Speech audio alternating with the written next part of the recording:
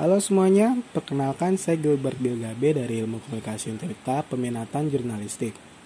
Nah, di video kali ini saya akan menjelaskan tentang komunikasi antar pribadi. Nah, bagi kalian yang penasaran tentang apa sih komunikasi antar pribadi itu, dan juga buat kalian para junior yang akan mengambil mata kuliah ini, saya menjelaskannya dengan sederhana untuk kalian semua, agar kalian mudah memahami tentang apa itu komunikasi antar pribadi. Yuk, langsung. Yang pertama, pengertian. Nah, komunikasi antar pribadi itu sering dinilai sangat efektif untuk merubah perilaku orang lain bila terdapat persamaan mengenai makna yang dibincangkan. Tanda khusus yang ada di komunikasi antar pribadi ini terletak pada arus balik langsung. Arus balik tersebut memiliki daya tangkap yang mudah untuk komunikator, baik secara verbal dalam bentuk kata maupun nonverbal dalam bentuk bahasa tubuh seperti anggukan, senyuman, dan mengenyirkan dahi dan lain sebagainya.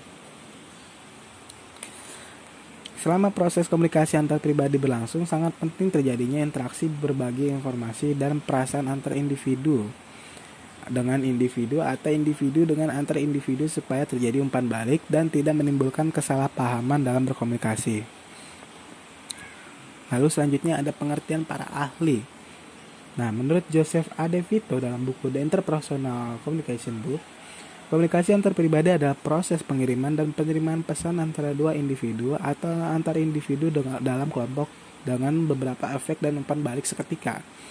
Sedangkan menurut Everett M. Rogers dalam De Pari, komunikasi antar pribadi merupakan komunikasi dari mulut ke mulut dengan interaksi tatap muka antara beberapa orang pribadi.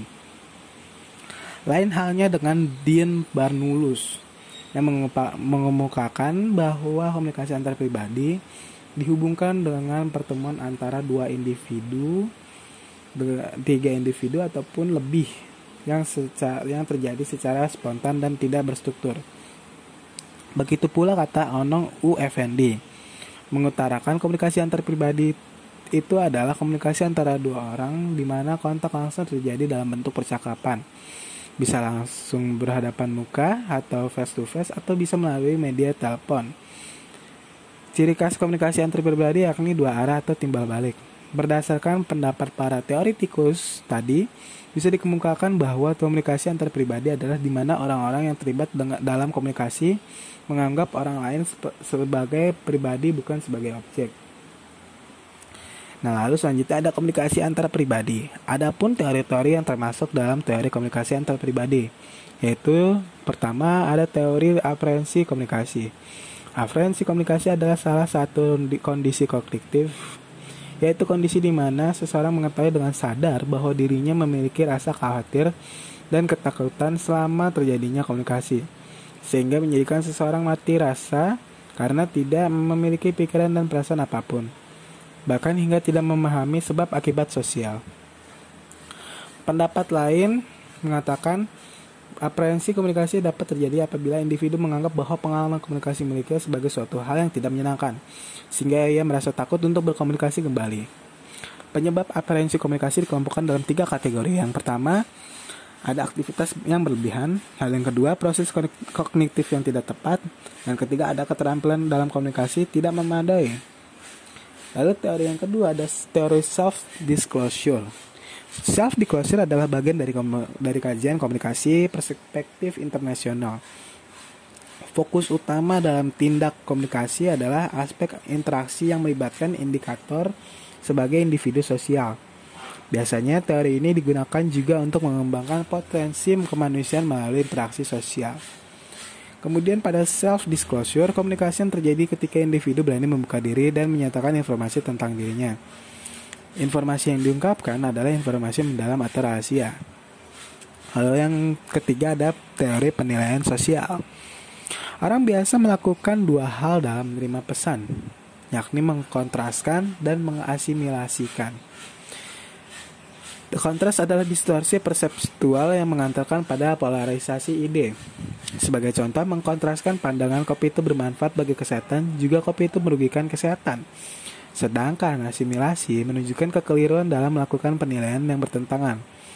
Selain itu, terdapat 3 hal dalam teori penilaian sosial yang berpengaruh pada komunikasi antar pribadi. Di antaranya, pembicaraan yang memiliki kredibilitas tinggi, karena hal ini mampu melancarkan penyampaian pesan secara jelas tanpa menimbulkan kesalahpahaman pada lawan bicara. Lalu yang kedua, ada ambiguitas yang sering dinilai lebih baik dibandingkan kejelasan. Contohnya saat pesan yang akan disampaikan dalam dunia periklanan. Lalu yang ketiga, adanya individu yang bersifat dogmatis dalam menghadapi permasalahan. Lalu yang keempat, ada teori penetrasi sosial. Teori yang menyatakan kedekatan antara pribadi itu berlangsung secara bertahap atau gradual. Kemudian dilakukan berurutan dimulai dari tahap biasa hingga pada tahap intim. Ini merupakan fungsi dari dampak saat ini dan masa depan. Lalu yang kelima, ada pengurangan ketidakpastian. Teori ini menjelaskan bahwa bagaimana manusia menggali pengetahuan tentang lawan bicaranya. Ini bertujuan sebagai cara untuk mengurangi ketidakpastian dalam komunikasi, sehingga menimbulkan perasaan tenang dan nyaman selama berkomunikasi. Namun, jika tidak mengetahui latar belakang lawan bicaranya seperti orang asing, tentu menimbulkan perasaan tidak tenang, takut salah bicara, dan tidak nyaman dalam berkomunikasi. Lalu yang keenam, yang terakhir, ada teori dialektika relasional. Teori ini menganggap bila orang-orang yang menjalin relasi dan komunikasi antar pribadi, di dalam batin mereka terjadi tarikan konflik. Kemudian tarikan konflik tersebut menyebabkan relasi selalu berada dalam kondisi cair. Lalu situasi tersebut dikenal sebagai ketegangan dialektis, di mana kita terasa terayun antara harmonis dan konflik. Lalu selanjutnya ada karakteristik komunikasi antar pribadi. Menurut Judy C. Person, menyebutkan 6 karakteristik komunikasi antar pribadi. Di antaranya, 1. Komunikasi antar pribadi dimulai dengan diri sendiri atau self.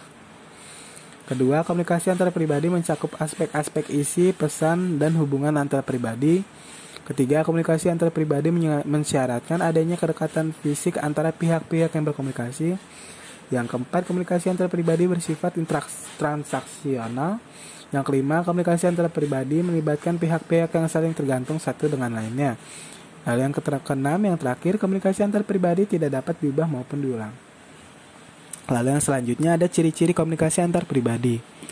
Menurut beberapa ahli dalam bidang studi ilmu komunikasi, ciri-ciri komunikasi antara pribadi itu sebagai berikut. Menurut Kumar dan De Viro, komunikasi antar pribadi memiliki ciri-ciri keterbukaan, openness, empati, dukungan atau supportiveness, rasa positif atau positiveness, dan kelima kesetaraan atau equality. Lalu menurut Effort M. Rogers, ciri komunikasi antar pribadi yakni pesan yang disampaikan memiliki arus dua arah, konteks memiliki tujuan dua arah, tingkat umpan balik bersifat tinggi, kemampuan individu dalam mengatasi selektivitas tinggi, kecepatan dalam menjangkau masyarakat sedikit lambat. Lalu yang terakhir, efek yang ditimbulkan yaitu timbulnya perubahan sikap. Menurut Departemen Pendidikan Kebudayaan dalam Sugio, komunikasi antar pribadi memiliki ciri adanya partisipasi dalam arus komunikasi, terjadinya dialog antar individu bukan monolog, adanya interaksi selama terjadinya komunikasi, adanya ikatan psikologis yang melibatkan kedua belah pihak. Nah, berdasarkan pendapat para ahli tadi, ya, dapat disimpulkan bahwa komunikasi antar pribadi mempunyai ciri keterbukaan yang ditandai dengan ketersediaan kedua belah pihak untuk membuka diri, kemudian saling memberikan reaksi dan ikut terlibat merasakan pikiran dan perasaan orang lain selama berkomunikasi berlangsung. Lalu yang selanjutnya ada jenis-jenis hubungan komunikasi antar pribadi. Menurut Maslow berpendapat bahwa salah satu dari 4 kebutuhan utama manusia itu adanya kebutuhan sosial untuk memperoleh rasa aman dan nyaman. Emosi tersebut terjadi akibat hubungan komunikasi antar pribadi. Kemudian hubungan yang hangat dan ramah mempengaruhi kemampuan seseorang untuk berkomunikasi lebih baik. Sebab komunikasi yang terjalin setiap hari berfungsi untuk memupuk dan memelihara hubungan kita dengan lingkungan. Nah, berikut jenis-jenis hubungan komunikasi antar pribadi.